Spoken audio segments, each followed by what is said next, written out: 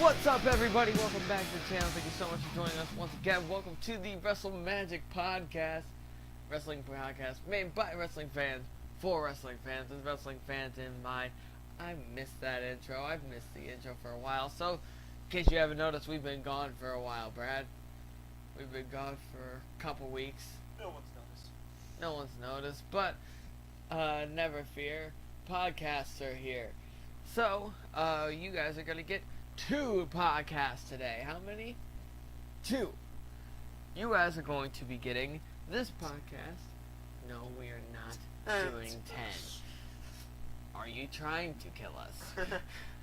So, we are going to be doing the Backlash and TakeOver Chicago review right now, which is the one you are watching, and the review of this past week in wrestling, which is Raw, Smackdown, and NXT, and our Wrestler of the Week, which we still have not discussed yet. Oh, darn it. Hold on, I'm gonna think about that first. That being said, if you want to skip to our discussion on either TakeOver or Backlash, you can hit the time cards below. Also, you can skip in the time card below to which show we thought was better, because typically people think the TakeOver shows are better than the actual pay-per-views that precedes it. We're not going to spoil what we think, but that may or may not be the case this time around. So if you want to skip to any of those, feel free to do so, or stick around for us to talk about NXT TakeOver Chicago. Let me get my NXT graphic up here, because I couldn't find the Chicago one. I know immediately who our Wrestler of the Week is. We'll talk about that in a minute, and I have a feeling we might be on the same page for that. So we'll just go beat by beat, match by match for both sections, and we will see what we thought about the match. First off, for NXT TakeOver Chicago, we had Roderick Strong versus Eric Young. This was a great match to start out with. Yes, great match to start out with. There's not even that much stakes involved in there. And it didn't matter.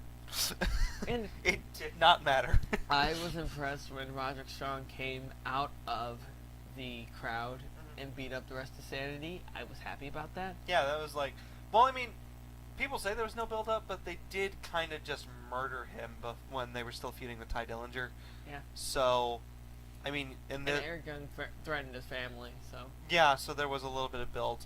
And what they managed to cram as much heat as they could into that short build, and I think they did a good job. This was honestly just like Roderick Strong fighting both for the honor of his family and for Ty Dillinger, because, again, he got murdered okay. by Sanity. So this is basically him just like, enough of you guys. Like, this could have easily been Sanity's send-off match. Alright, so... It should have been. I'm over-exaggerating this slightly. Okay, but screw the RKO. Screw the Kinshasa. Screw Drew McIntyre's running knee. This finisher from Roderick Strong is the most brutal freaking finisher I've seen for the past, like, month. If not to date. Because, oh my god. Oh my god. The most brutal freaking finisher. So, like I said, this should have been Sanity's send-off. This should have been... The finisher that I am talking about is Roderick Strong picking Eric Young up for a suplex, tossing him in mid-air, and having him land straight on knees. First off, it hurt Roderick Strong, probably, because you have a 200-plus pound man going down straight on your knees. And it hurt Eric Young a whole lot more because you had your 200-pound body going on somebody's knees. Imagine if Shinsuke did that with the knees he has. Oh my gosh. So basically imagine you're falling from a moderate height onto a pair of sledgehammers. I think that finisher right now is one of my favorite to date. It's in the top 5. It might be number 1 right now. Yeah, that's so. Oof. Oh my gosh, I love it. Oof. I marked out for it so hard. Oh, And there's who I want Adam Cole to have a match against. Roderick Strong. Yeah. My older brother doesn't watch wrestling a lot, but I was like, we were sitting in my car during one of our breaks from work, and I was watching this match, and he watched the end of the match with me, and we both audibly gasped when we saw this move happen for the first time. And we went, oh my god!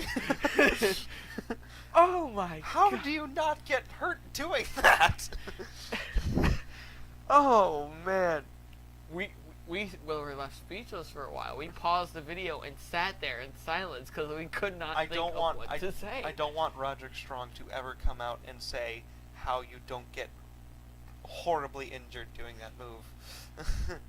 I want it to be the one bit of magic still left in wrestling where it's like, we'll never tell you. Yeah. I don't think there's even a secret to how to not get hurt because you don't not get hurt. I think that was just a shoot. It wasn't just stiff, it was a shoot. Then we have the best UK match I've seen. This was arguably match of the night. This was match of the night. Ask anybody. And ask the crowd. Okay, I have to say this now. A two-person commentary booth is freaking refreshing. It's even more refreshing when Jim Ross is one of the voices. Jim Ross and Nigel McGuinness, and those two were fantastic. Oh my gosh. I'm excited. I mean, I know that's not going to be the commentary team, but going back to the match as a whole, I'm excited for this UK show that they're going to do. Me too. We'll have to include it with the weekly review. Dude, this match had a fight forever chant. Yeah. And I could see why. Yeah. Oh my god. They're so good. The They're last so match, good with each other. Roderick Strong won with his amazing finisher. Yeah. And Pete Dunne won with the bitter end. I would like to say also that this match was so good that it got a Chicago crowd to chant UK. Yes! UK, UK, UK. That was fantastic. I know. I was like, oh my lord. They're not just chanting one person's name or the other. They're genuinely like, oh, if this is what British wrestling is like, go that country. Oh my gosh. So Pete Dunne is your new UK champion. I'm really excited for this show. The expectations are through the roof. Look at that picture. That's a great picture. That picture. It's Pete Dunne holding the title with his teeth. Yeah. And that looks like a pretty heavy belt. Yeah, that does because not of look... all of the details. If these are gonna be your to draw parallels to Attitude Era, these guys are your Stone Cold and Triple H in terms of star power for the UK show. Yeah. Tyler Bate is your babyface that everyone loves, and Pete Dunne is your monster heel. Would Trent Seven be the Rock of that equation then? Probably. Then we had the Triple Threat Women's match with Ruby Riott, Nikki Cross, and Asuka. If you had taken out the UK Championship match, every single match, there would be no match of the night anymore. Not because none of the matches were as good. It's because all of the matches were fantastic. So, the UK Championship match was only slightly better than the rest of them. Right. It was by a hair. Because this was great, especially that finish. The finish, does that count as one win for her record or two? One opponent down or two? That's why Asuka's record currently probably has beaten both the kayfabe and real life victory streaks of Goldberg. Well, it has. Yeah. Guaranteed. She's at 177 as of this morning. So, Asuka is great. 177. She beat Goldberg's undefeated streak. Asuka Goldberg won. Acknowledged, and he's fine with it. Ruby Riott hit her finisher on Nikki Cross, and as she was pinning her, Asuka ran off the ropes and just punted her in the face. Well, here's what happened. if people still thought of wrestling as real, this was a freak accident, and also fantastic planning on Asuka's part, where Nikki Cross kicks out, and the minute she kicks out, Ruby Riott is up for Asuka's running knee. Yes, that was perfect timing. So if this were an era where we still thought wrestling was real, that is a freak set of coincidences. And then Asuka wins by pinning both Nikki Cross and Ruby Riott. As if to give a double middle finger to every single other women's wrestler in the world. This next match was fun. Bobby Roode versus Hideo Itami. And I've never been like super high on Hideo Itami because of his recent like booking, because he would get injured and then be gone again. I never really got to see his full potential. After today, I figured out he's a freaking main eventer. Yeah, he's. Oh my gosh! It's unfortunate that that when he calls up, he's gonna be on 205. He probably is. I really hope they don't do that with Aleister Black. He's fighting Kurt Hawkins enough that I don't think they're gonna do that. But he also competed for the Cruiserweight title recently. That's true. In a triple threat match. But so, Aleister, eat a lot. Eat a lot. Get yourself at least 206 pounds, then you're no longer a cruiserweight. Now, Stephen Larson from Going in Raw podcast pointed this out, and I firmly agree with this. It's an interesting dynamic that they had for this match, where you would think, because Bobby Roode has been targeting the knee for his opponents, and Hideo Itami has his, but Hideo Itami. Okay, so it was thought that Bobby Roode would work the arm of Hideo Itami because of his shoulder surgery, and Hideo Itami would work the legs to try to get the bigger guy down to his size. Where in the reality it was reversed. Hideo Itami was focusing on the arm, and Bobby Roode was focusing on the leg. Excuse me. The match ended after with two glorious DDTs back to back. You heard the crowd audibly gasp when Bobby Roode hit Hideo Itami with one of them and just picked him up for the second one. They need to do. WWE needs to do this more. Where if your finisher doesn't work the first time, do it again. Just do it again. Just keep doing it until it works. I mean, yeah, sure, that's like spamming and maybe a little less exciting to watch, but like, think about it. If it didn't put him away, if you just hit him with it again and again, it's gonna work eventually. Because those are meant to be devastating. Then we had the main event, and I want to say two things. Tag team match main eventing a show. Innovative. Yes. Two things I want to say about it. One, what happened after the match ties with Festival of Friendship with me for segment of the year. That's A. B, Paul Ellering, listening back to this match, what he said has never been more true. The Authors of Pain will be the end of DIY. Oh, man. Yeah! He said, the Authors of Pain will be the end of DIY. And the DIY ended. DIY ended. So, in a absolutely brutal match, Authors of Pain took on DIY in a ladder match for the tag titles. There's quite a few brilliant spots here. DIY jumping off ladders onto other ladders with Authors of Pain on them. Isn't that just all ladder matches? Jumping from ladders onto other ladders and then falling down onto other ladders. Sometimes it's tables. Flaming tables other times. Spot of the match.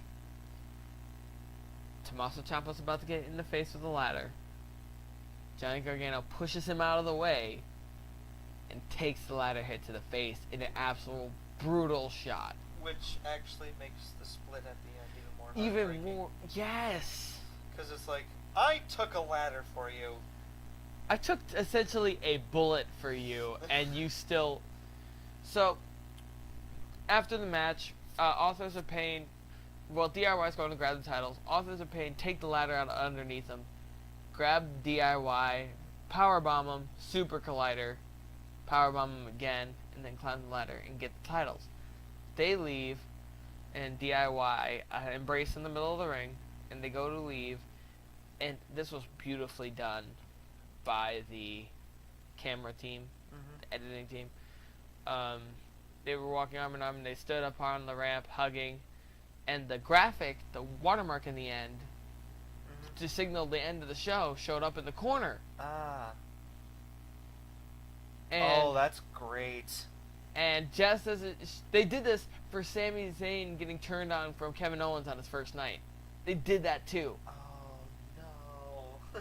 So they played the watermark to show the show was ending, but then Tommaso Ciampa throws Gargano into the set. And he had said to him, and they figured out what he said to him. He said, "This is not our moment, this is my moment." So he throw him into the set, knees to the face, and all the while Gargano's looking at him with the face of, why? Why are you doing this? Why? And Ciampa gets him up on the announce table, and then basically hits the white noise. Sheamus to move the white noise where he grabs his head off of the announce table through tables that were set up at ringside. And then the last shot you see of TakeOver is just Ciampa sitting on the announce table, staring down at his fallen friend as he gets stretchered and sent to the local hospital. Oh boy! So you know what this means, right? The next couple, the next TakeOver, we're going to get basically the quality level of the Ciampa Gargano match at the Cruiserweight Classic. No, this is gonna be better. True, yeah, actually. Because there's actually some viciousness involved now. yeah, Ciampa is not going to pull punches like he did at the Cruiserweight Classic. He's gonna say that too. And so I hope that I want to see what the reasoning is behind this, and we'll figure it out next week. So this means that Johnny Wrestling will be our face, Tommaso Ciampa will be our heel, which is basically what I saw happening anyway. Yeah, I saw it happening too. I just thought it would have been interesting the other way around. Oh, they'll experiment with that, just not now. Yeah, no. That'll be a main roster thing. And I wanted to preface this before we talk about Backlash, with NXT is such. The reason I love NXT so much, more so than the main roster right now, is because their storytelling is, to me, vastly superior. They hit it beat by beat by beat. Do you know why that is? Because they don't have to change their stories based on what Vince McMahon is feeling like that week.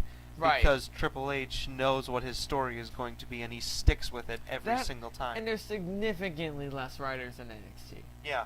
Significantly less. And whereas WWE has full teams in the above. I don't know how NXT is done, but still. Yeah, so here's so basically what everyone's hoping is going to happen when Hunter's in charge. Then probably NXT quality will just be commonplace in WWE. Right.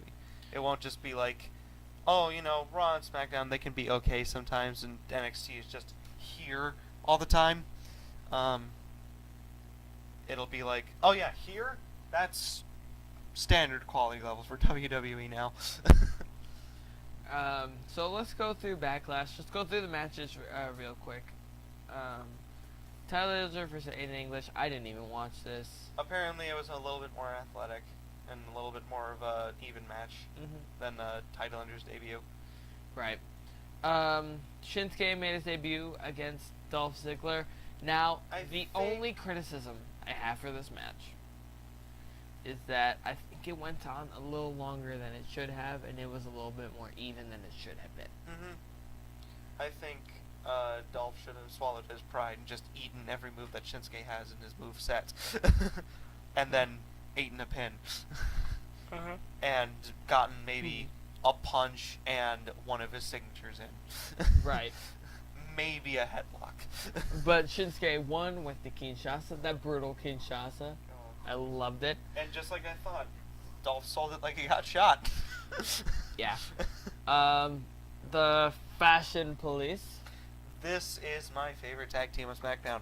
Oh my gosh. Dude, them versus the Usos. This is a comedy match done right. Like, excuse me. Yes, Triple H has a little bit more control over SmackDown, but Vince still has some. What I think happened was Vince told Breezango, basically, I'm going to give you guys this gimmick, and you got to do something with it. And at some point down the line, Triple H was like, you know, he said you had to have this gimmick and you had to do this with it. But did he say to what extreme? So they basically are just doing everything that... if they're doing anything that'll get Vince McMahon like upset, they'll just go, hey, you just told us what direction we were headed in. You didn't tell us how to get there. Yeah. And the way that they're getting there, they look like they... Excuse me. This is basically what happens when you just like, hey, this is your gimmick, make it funny. And the wrestlers actually know how to make things funny. Right. So the Usos won with, I believe, a super kick? I forgot what the ending was to this. But the next night on SmackDown, that line that they had when they were almost giving up their badge was great. The day one was slightly more H than ours. Day one is H. What does that even mean? I like that Tyler Breeze is able to get a mop over. Yeah. Playoff Kenny Omega. That's true. Did you ever think of that? I forgot about that. Well, now I... Maybe not his debut feud, but I know what one of the minor feuds that Kenny Omega's going to go into. You know what's gonna? You know what? If Kenny Omega's on SmackDown, I could see this fully happening. A Fashion Files segment, and during it, there's just like a normal segment. In walks Kenny Omega, and he sees Tyler Breeze dressed up as a janitor, and he just does. That looks good on you. Taps the shoulder and keeps walking. And then they're like, did you see that guy's leather jacket? Dude. I wonder who his designer is. I think he needs to give us tickets.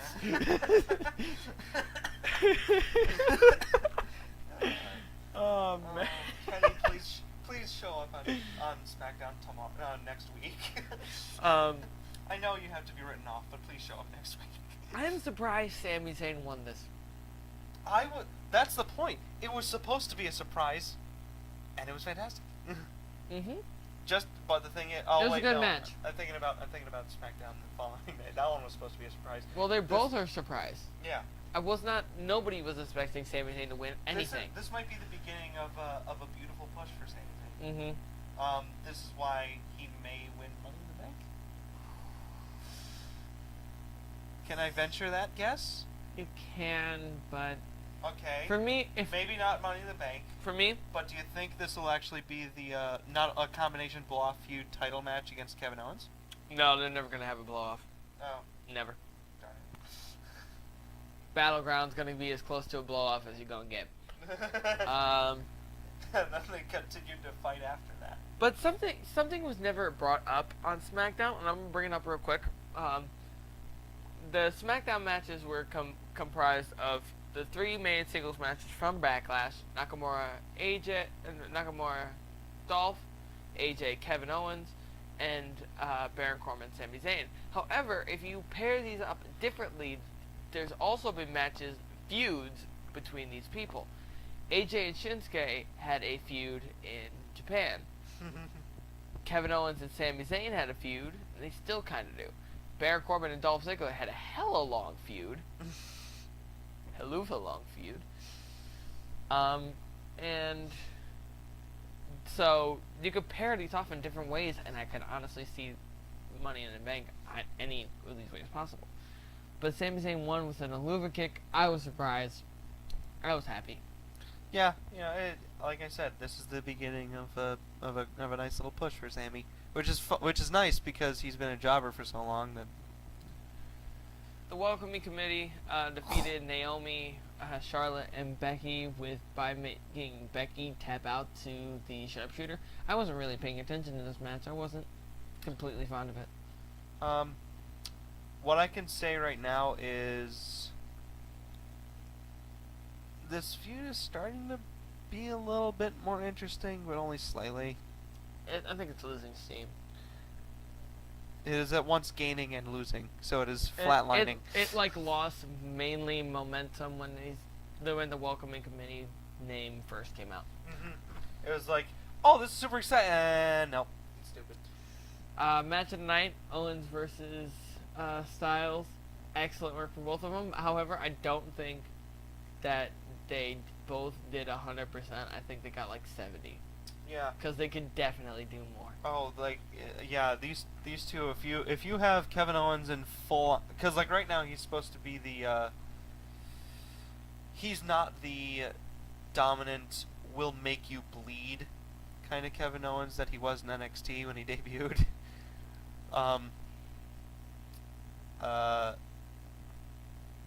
But if he was in this match, and AJ was just full on like New Japan AJ, yes, this would be. Whew, the announcers wouldn't have to fake any kind of surprise, right, or any kind of amazement. I love the finish of this match, which was the creative spot of him getting his leg trapped in the table. You don't see that too often, which is nice. That's never been done before. Oh, nice. So this was really nice way to keep the feud going, and I'm really excited to see what they do there. Well, never mind. I thought it was Jinder Mahal versus Randy Orton. It's Luke Harper versus Eric Rowan. A quick match. We forgot about this match. 50-50 booking. Luke Harper won with a discus clothesline. It's 2 power bombs and a discus clothesline to beat Eric Rowan. And then, oh my God, Randy Orton versus Jinder Mahal for the WWE Championship. Before we get to the big thing, yeah, you've probably already heard this a lot of times. Randy Orton almost killed someone. Not only that. So, the Bollywood boys ended up getting involved in this match, and Randy Orton had enough of them. So he literally took them and threw them like rag dolls onto the table. Selling by the Singh brothers, by the way. One of them landed normally fine. The first one landed fine on the table. He did a good job. The other one landed like flat on his head, and Randy knew it because he made a cringe face. He went, ooh, that was a bad landing there. I was almost fired. No, so that made me laugh I so almost hard. ended someone's career, and I'm about to get fired probably. But that's props to Randy for actually caring about his opponent. This isn't early 2000s Randy where he was suspended on bad behavior. Well, Randy's always been a safe worker. Which is why unfortunately, because Shinsuke said that of the matches he wanted to have on SmackDown, one of them was Randy Orton. Judging by the fact that he put Austin Aries out of commission because of the Kinshasa, I don't think that's going to happen. No. Randy Orton's too safe of a worker to let that happen to him. Well, he's safe for mainly his other person. But after Randy Orton double DDT'd the Bollywood boys, Jinder Mahal came in from behind, got him with his slam, the Kalash, I believe it's called, The Kalash. and pinned him. Jinder Mahal is the new WWE Champion. I would if you would have went to me in 2014, when 3MB was a thing, and told me that Heath Slater is going to have one of the Heath Slater is going to have one of the main storylines from SmackDown when SmackDown becomes relevant again. I wouldn't have believed you there. Then if you tell me Drew McIntyre is going to come back to NXT and he's going to be freaking amazing and he's going to be portrayed as the next top star, I wouldn't have believed you there. And if you told me in 2017 that Jinder Mahal would be the WWE Champion, there's no way I would have believed you. I would have laughed in your face and I probably would have thrown a pie at it. Wasn't he like the worst part of 3MB? Yes! For an already bad group of people. Yes! Heath Slater went all into it. Drew McIntyre only halfway went into it, but he knew it was stupid, so he was very funny with it. Jinder Mahal was all into it, but he was all into it to the point of annoyance. He was too into it. So, Jinder Mahal is the new WWE Champion. I am not mad at this. Nope. I am just flabbergasted. Reason I'm not mad at this is because I understand it from a business perspective. They've got a huge market in India to capitalize on, and just giving the closest thing you have to an Indian star a big push is not going to work. You have to do something with him, and that something was put a belt on him. And seeing as how that night at Backlash, the U.S. title was currently being defended, you only had one other option. Right. And that was going to be the WWE. Trust me, if Kevin Owens and AJ Styles were not feuding and Kevin Owens was just kind of holding on to the U.S. title, they probably would have given it to him. Yeah, it's just one of those things where it's like, I don't even care about the business standpoint. I'm just glad they're doing something new and something different, and they're trying to build new stars, and I appreciate that. Also, notice how this happened on SmackDown and not Raw. Yeah. Which means that Vince McMahon is not entirely behind this idea. Because if he was 100% behind it, it would have happened on the A show, Raw. But however, or one of their pay-per-views anyway. It said that Vince McMahon was proud of Jinder for everything he's done. Yeah, he's proud of his interview and stuff. He's proud of everything he's done. But that's talking about Jinder. It's not talking about why he decided to do it with Jinder on SmackDown. Right. When he could have easily been preemptive and done it while Jinder was still on Raw. Mm-hmm. With the newer belt, the Universal Championship. Fair enough. That way, the Universal Championship would actually be on Raw every night. However, instead of at home with Brock Lesnar. However, look at the 4 champions you've had for the Universal Champion. Finn Balor, Kevin Owens, that's true. Goldberg, you are trying to Brock Lesnar. You're trying to build that championship up and build its lineage. Yeah, also, okay, and the world title has taken a couple lickings and still... Fun fact. Titles. Fun fact. Not a single Universal Champion has ever invoked their rematch clause. Finn Balor was hurt the night after, so he had to relinquish it. Kevin Owens never got his rematch against Goldberg, and Goldberg pretty much retired after Brock Lesnar took it off him. Yeah. Not a single Universal Champion to date has gotten his rematch, and I can confidently say pretty much that Brock Lesnar, when he loses that title, he's not going to go for a rematch, at least not for a while. Yeah. Until somebody else has the belt, so technically it would not be a rematch for him. Yeah, he would just be going after it again. Yeah. I like that idea, where it's like, you want the world, Oops, I put the picture of... you want the world, people want the world title because of its history. People want the Universal Championship because the heels either want to be the first person to invoke their rematch clause, and the babyfaces know that when they have that, if they lose it, they can't go for it again until someone else has the belt besides the person who beat them for it. Right. So that is our review of NXT TakeOver Chicago and Backlash. I can confidently say NXT was a better show. It almost always is. Agree. It was really great show. Both of them were good shows.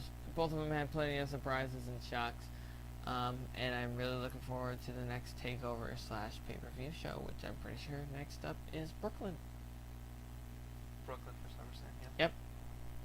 Alright, thank you guys so much for watching. Help us hit 100 subscribers by hitting that subscribe button right there. We're trying to get 100 subscribers by 2018.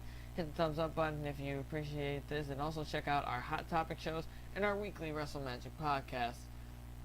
For Bradley Song and myself, we will see you guys next time. Bye-bye.